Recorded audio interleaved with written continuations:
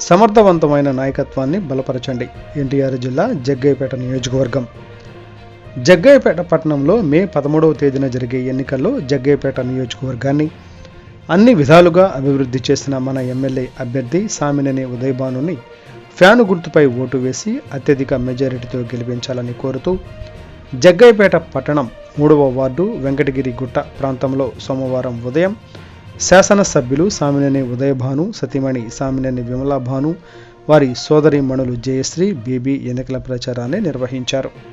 ఈ సందర్భంగా విమలాభాను మాట్లాడుతూ ముఖ్యమంత్రి జగన్మోహన్ రెడ్డి అందించిన సంక్షేమం అలాగే జగ్గయ్యపేట నియోజకవర్గం మరింత అభివృద్ధి చెందాలంటే మే 13వ తేదీన జరిగే ఎన్నికల్లో ఎంపీగా కేశినేని నానిని, ఎమ్మెల్యేగా అభ్యర్థి సామినేని ఉదయభానుని గెలిపించాలని ప్రజలను కోరారు.